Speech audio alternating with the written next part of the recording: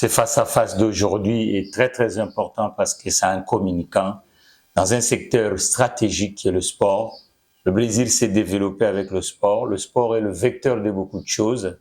Mais en République démocratique du Congo, le pays de football, ça tombe bien qu'il y a une dame, première fois dans l'histoire, Madame Judith, qui a fait des études dans un pays aussi où Lukaku joue, les fils Lukaku. Donc, on va demander à M. Freddy, qui est un grand journaliste sportif de la République démocratique du Congo, on va chercher ces face-à-face, qu'on puisse comprendre qu'est-ce qui ne va pas dans ce secteur. Bonjour, cher Freddy. Bonjour, M. Takizala. Est-ce que le face-à-face d'aujourd'hui, vous serez vraiment avec cette sincérité de dire qu'est-ce qui ne va pas dans le sport en général en République démocratique du Congo? Nous allons donc parler, là où ça fait très mal, nous allons dire que là-bas ça ne va pas, là où ça va, nous allons dire que ça va. Voilà, vous n'êtes pas un nouveau venu dans ce secteur, et puis vous êtes représenté dans ce gouvernement qui vient de partir de Samalou Kondé, avec Kabulo Mwana Kabulo, la voix de la RTNC, la voix du football de la République démocratique du Congo. Est-ce que l'arrivée de l'excellence François Kabulo Mwana Kabulo, ça a changé quand même le secteur sportif? Bon, le bilan est un peu mitigé par rapport à son passage dans ce ministère des Sports. D'emblée, je dirais que dans le gouvernement Samalou Kondé, François Kabulo Mwana Kabulo a été donc porté comme ministre des Sports. Mais pour développer ou booster les secteurs du sport en République démocratique du Congo, ça demande les moyens. Lorsque vous avez comme 9 millions, avec autant de disciplines, est-ce qu'on sera en mesure de développer ces secteurs? Aujourd'hui, le football est devenu comme le business. Mais quand nous regardons chez nous, on organise des fois la Coupe du Congo, la FICOFA organise, il n'y a pas de sponsors. La Linafoot se joue pour le moment, depuis qu'une entreprise de communication est partie, la Linafoot se joue sans sponsor. Et lorsque les championnats d'élite de ce niveau dans notre pays se jouent sans sponsor, est-ce que nous sommes en train d'avancer ou nous sommes en train de reculer? Le ministre est venu, il a sollicité le budget de 30 millions. Si on ne lui a pas accordé ces crédits de 30 millions pour essayer de booster ces secteurs, ça va être difficile. On peut reculer avec l'organisation des 9e J de la francophonie. Les autres disent qu'il y a des participations de différentes équipes de la République démocratique du Congo. Par exemple, la dernière Coupe d'Afrique, il y a eu de l'argent. Et la première organisation qui récupère ses droits, c'est le ministère du Sport. Mais quand il prend cet argent, qu'est-ce qu'il fait avec? Non, les clubs, lorsque les clubs se qualifient pour les compétitions africaines, au niveau international, c'est le gouvernement qui prend en charge. Mais nous avons suivi, il y a quelques jours passés, Mazembe réclamait que ça fait 3 ans qu'on n'est pas soutenu, mais nous avons continué toujours à participer au niveau de la Coupe de la Confédération et la saison 2023-2024 en Ligue des Champions. Mazembe qui doit jouer les quarts de finale retour le week-end prochain face à Petro Atlético d'Angola. Avec club a été écarté, Lupopo. Pour la 4e place, il y a eu ces problèmes avec la licence CAF où on n'a pas eu les 4e représentants. Donc c'est l'État qui donne les moyens pour... Vous dites que le budget devait être de 30 millions, mais on fonctionne avec 9 millions. Et vous dites aussi un problème de sponsoring. Non, j'ai dit avant c'était 9 millions. 9 millions. Les ministres avaient sollicité 30 millions. Voilà. Et il a obtenu combien? En tout cas, c'est difficile. Il n'a pas obtenu ce qu'il cherchait. Mais aujourd'hui, on doit se dire que l'espoir, c'est aussi les infrastructures. Que c'est comme ça que j'ai ouvert la parenthèse pour parler de l'organisation des 9e G de la francophonie. Et après les 9e G de la francophonie... Ils ont restauré, par exemple, le stade de 20 mai, la Kitine. Il y a eu le stade Tata Raphaël où on avait fait un effort pour que ce stade-là soit quand même présentable pour abriter quelques rencontres des football, les rencontres de football. Il y a eu des salles qu'on avait conçues pour les tennis de table, les judo et la lutte. En tout cas, la compétition était au rendez-vous au stade de Martyrs. Nous avons vu ce qui s'est passé. Mais les soucis, aujourd'hui, les 2 sites sont restés comme des chantiers. C'est toujours le ministère des ITPR qui garde toujours les clés selon le ministère des Sports qui jusqu'à présent, on n'a pas encore remis les clés officielles. Mais la gestion de ces infrastructures... Il faut attendre que nous puissions terminer. Oui, oui. La RDC devrait participer au 13e Jeux africains, Oui. à Accra. Accra, oui. Les athlètes congolais ont eu du mal à se préparer parce qu'ils n'ont pas eu accès. Comme c'est des sports de combat, ils n'ont pas eu accès dans ces salles pour se préparer. C'est un musée, ces stades-là. Voilà, il y a toujours ces mystères-là. Bon, on vous sollicite, on vous dit attendez, attendez. Et jusqu'à la fin, il y a eu piètre participation, mais Dieu aidant, la RDC s'en est tiré avec 18 médailles. Alors que 18 médailles, on attendait que la RDC pouvait faire mieux par rapport à ce que nous avons vécu lors des 9e. Mais comment fait-il, cher Freddy? Nous avons des entreprises portefeuille parce que le Congo a des entreprises, mais ces entreprises ne communiquent pas parce que dans la plupart des États du monde, c'est autour du sport que les entreprises communiquent et font le marketing. Mais Régie des eaux, ONATRA, OCC, parce que si vous dites qu'il n'y a pas de sponsor, toutes ces entreprises-là, GECAMIN, l'AMIBA, SNEL, mais est-ce qu'ils ne peuvent pas être sponsors dans les différentes disciplines sportives de la République démocratique du Congo? À ce jour aussi, la loi sportive promulguée depuis décembre 2011 et jusqu'à présent, cette loi n'est pas appliquée convenablement. Il y a eu les états généraux organisés par les prédécesseurs de François-Claude Kaboulo, le ministre Serge Condé, oui, qui est député aujourd'hui à l'Assemblée nationale. Voilà. Il y a eu les états généraux organisés en Mbouela Lodge. Il y a eu les résolutions, c'est resté sur la table du ministre.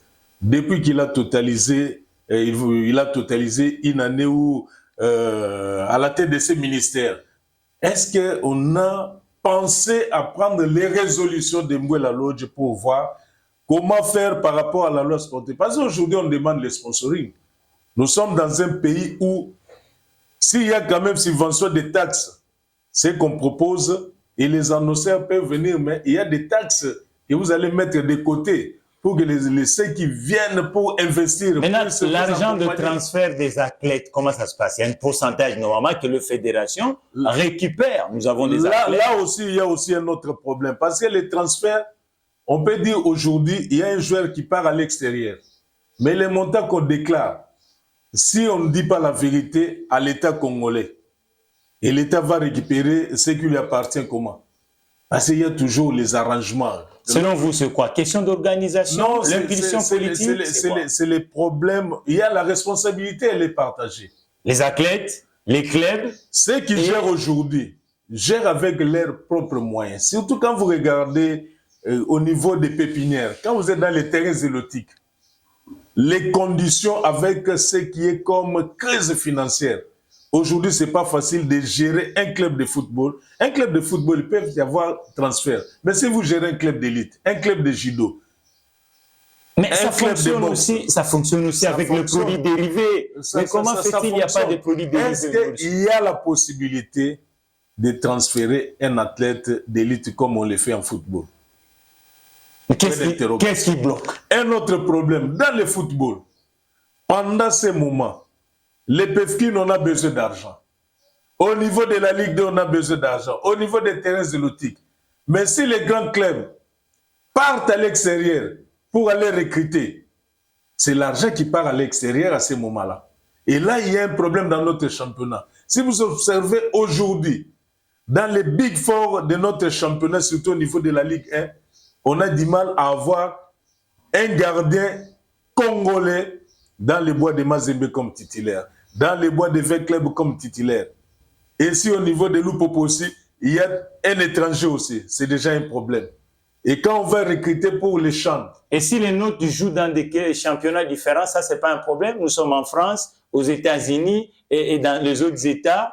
Et pourquoi on va faire barrage aux athlètes étrangers de jouer dans des clubs congolais? Nous avons un championnat qui a un niveau. Mais on doit encore travailler pour permettre à ces championnats de se perfectionner davantage et avoir des grands sponsors et des grands annonceurs. Il y a un travail à faire là-dessus. Là, vous parlez plus de football. De football. Mais les sports de combat. Aujourd'hui, oui, quand vous regardez, si on vous donne, vous les ministres, 9 millions. D'ailleurs, le football d'abord, quand vous regardez l'équipe A, le léopard de la RDC, l'équipe A, la prime allouée à ces joueurs-là, est-ce que c'est la même qu'on donne à un lutteur? C'est ces mêmes primes qu'on donne à un judoka. C'est ces mêmes primes qu'on va donner à un boxeur. C'est ce qu'on va donner à un handballeur, à un basketteur. Peut-être le spectacle, le live. Mais quand on vous dit qu'un footballeur a telle prime. Peut-être le foot entraîne tellement beaucoup de gens, la billetterie, tout ça, ainsi de suite. Oui, c'est le sport roi. Oui. C'est le sport roi. Mais on doit quand même faire un effort pour permettre aux autres disciplines qu'on puisse booster aussi ces disciplines. Et ça va être quelque chose. Mais maintenant, on a une dame à la tête du gouvernement congolais. Est-ce que tous ces éléments-là sont à la table de madame, parce qu'elle était au ministère du Plan. Je crois que la planification nationale est dans tout le secteur, y compris le sport, parce que c'est là où on peut capitaliser vite fait. Gender, oui, c'est une très bonne chose, une première dans l'histoire de notre pays, avoir une dame comme Premier ministre.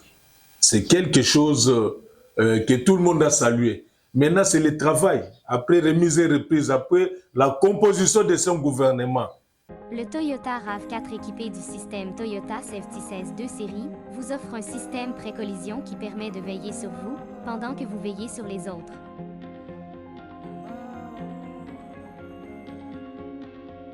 Actuellement, équipez-vous Toyota RAV4 chez Spécial Auto Garage. Il y a les axes où Madame le Premier ministre a dit je vais commencer par tel secteur, parce qu'elle va trouver autant de fardes avec chaque ministère avec comme problème. C'est le programme du gouvernement. Aujourd'hui, avec le sport, quand je vous dis qu'avec le sport, on peut aussi développer beaucoup de choses. Regarde ce qu'on a organisé en Côte d'Ivoire. La CAN, la barre là. Ils ont mis presque 1 milliard pour faire la barre. Aujourd'hui, quand vous regardez, même dans les Maghreb, il n'y a pas 3 pays qui sont capables d'organiser la CAN pour le moment. À l'exception, il y a le Maroc, il y a l'Égypte. On peut prendre aussi l'Algérie pour... Mais le président Tshisekedi dit qu'en 2029... Non, j'arrive. Quand vous êtes au niveau de l'Afrique centrale, les Cameroun a organisé il y a 2 ans. Les Cameroun, il y a les infrastructures. Ils peuvent organiser sans problème. En Afrique australe, il n'y a que l'Afrique du Sud. En Afrique de l'Ouest, pour le moment, c'est la Côte d'Ivoire. Parce que organiser la CAN avec 24 nations, il faut avoir 24 terrains d'entraînement. Il faut avoir des stades qui répondent aux standards type de la FIFA. Mais la FDC est en train de se projeter pour 2028 ou 2029. 2029, c'est dans 5 ans. Mais pour organiser, il y a beaucoup de conditions. Ce n'est pas impossible, mais c'est une question de volonté et de travailler pour que nous puissions arriver. Quand je parle de la francophonie, fais un tour aujourd'hui au stade Tata Raphaël. Il y a de l'herbe qui pousse partout, il y a des bouteilles de gauche à droite, et des chambres. Aujourd'hui, il y a des chambres qu'on a achevées, mais les autres... Donc, il faut terminer ce qu'on a commencé comme travail. Les stades des martyrs. Vous voulez dire que les entreprises qui ont eu du contrat pour construire ou réhabiliter ces infrastructures n'ont pas fini leur travail? Quand l'État vous demande que vous êtes là pour soumissionner et travailler, il y a des contrats. Quand vous trouvez que ça ne va pas avec l'État, il faut parler. Aujourd'hui, là où nous sommes, l'état actuel du stade Tata Raphaël, l'état actuel du stade des martyrs, on considère ça que c'est toujours comme des chantiers. C'est pour cela que j'avais dit dans mon introduction que jusqu'à présent, les clés, c'est toujours le ministère de l'ITPR qui garde les clés. Mais ça risque pas d'aider un éléphant blanc parce que c'est de l'argent qui sort. Quand nous avons besoin d'organiser la CAN, il faut penser aux infrastructures, il faut penser aux routes, il faut penser à l'hôtellerie. Donc, il y a autant de... C'est un écosystème. Voilà, il y a un cahier de charges. Oui. Ce n'est pas impossible, mais c'est une question de volonté. Maintenant cher Freddy, dans les autres pays, par exemple, toutes les disciplines comme le football qui est le roi, on voit que le stade, il y a des clubs qui sont permanents dans le stade. Mais pourquoi en République démocratique du Congo, nous n'avons pas des clubs qui sont permanents dans un stade? Quand vous allez à Vélodrome, on sait que c'est Marseille. Quand vous partez à Parc des Princes, on sait que c'est Paris Saint-Germain, et tout ça, ainsi de suite. Mais comment fait-il le stade congolais, à part l'exception de Mazembe, où on voit qu'ils ont le stade ils sont présents, mais les autres stades, la Reine Astrid, Vélodrome, 24 novembre, 20 mai qui est la Kitine, et ainsi de suite. Pourquoi ces infrastructures restent sans un club domicilié à l'intérieur? La licence CAF, on demande d'abord à un club. Il faut avoir votre centre de formation, il faut avoir une équipe de jeunes, il faut avoir une équipe féminine et au besoin avoir votre propre stade et avoir les contrats de tous les athlètes et de ceux qui travaillent au sein de ces clubs-là. Mais lorsque vous regardez aujourd'hui, par rapport à la licence CAF, Mazembe en avance par rapport aux autres clubs. Aujourd'hui, il y a les Turcs qui sont venus avec les SV Club. Ils vont construire un stade pour les SV Club. Ça sera un complexe sportif, ce qui va permettre à les SV Club aujourd'hui de répondre correctement. Mais tout ce qu'ils sont en train de construire autour des stades de Tata, Martyr, ça sert à quoi? On voit Omnisport, tout ça, ainsi de suite. Là, c'est Arena. Arena, c'est pour les disciplines de cours. Arena, c'est comme quand on dit Paris-Bercy. Oui. Donc, on peut organiser les compétitions de tennis, on peut organiser les compétitions ou les championnats du monde, championnats d'Afrique, des judo, de la lutte, des karaté, les handball. On peut organiser les baskets, on peut organiser. Donc, ça sera multidiscipline. Même quand il pleut aujourd'hui, quand vous êtes dans les gymnases qu'on a construits, au stade des Martyrs, au stade Tata Raphaël, même s'il y a la pluie, on a la possibilité de poursuivre la compétition. Je me rappelle, il y a 6 ans ou 8 ans passés, les handball organisaient les challenges trophy ici par la fédération des handball. On devait jouer, on était en finale. Les Cameroun et la RDC. RDC comme pays hôte. Il y a eu la pluie qui a émaillé la deuxième partie de la rencontre. Il fallait poursuivre la deuxième partie de la rencontre le jour suivant. Et les Camerounais ont dit non, nous on prend notre avion demain matin. On ne peut pas venir pour jouer la deuxième partie de la rencontre. La régie nous dit qu'on est en train d'atterrir. Le bonne chose ne dire pas, mais les gens des Infosag et face à face. Mais ça, il faut retenir que la RDC avait perdu sur tapis vert et c'est les Camerounais qui avaient remporté la médaille d'or et nous, on avait terminé deuxième. En tout cas, nous vous remercions, cher Freddy, et les gens vont avoir l'habitude de vous écouter ici, vous égayez pour cette discipline économique qui est le sport dans le SAG Info. Et tous les week-ends, on va commencer à chercher chaque compartiment du sport. Et dernier mot, le caméra est là. Bon, je pense que de façon ramassée, prochainement, on va prendre...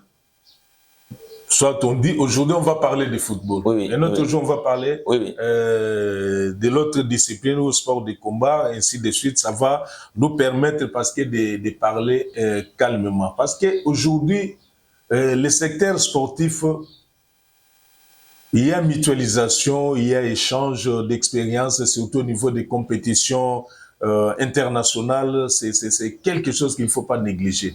Quand nous partons pour assister dans des compétitions organisées, en retour, nous sommes aussi obligés d'organiser chez nous. Ça va nous permettre de bien avancer. Aujourd'hui, la Fédération congolaise de lutte a connu quelques problèmes parce qu'il fallait se déplacer pour aller prendre part à un championnat d'Afrique des Nations. Il n'y a pas eu les déplacements parce que c'était très très compliqué, surtout la saison passée aussi. Il y a eu les championnats d'Afrique qui précédaient les Jeux de la francophonie. On n'avait pas participé. Il y a d'autres disciplines qui ont souffert comme ça. Et si les dirigeants n'ont pas assez de moyens, ça va être très très difficile.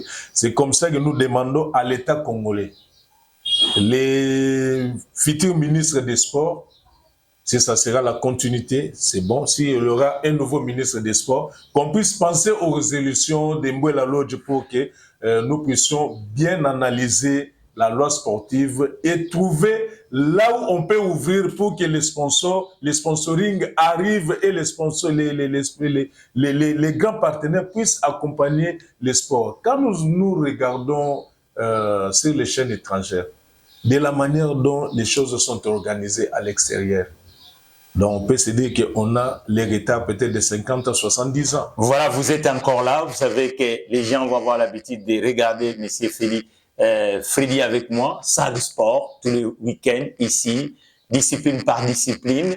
Et donc pour aujourd'hui, et les internautes de Bukavu, la semaine prochaine, le vendredi, on sera ici avec M. Freddy.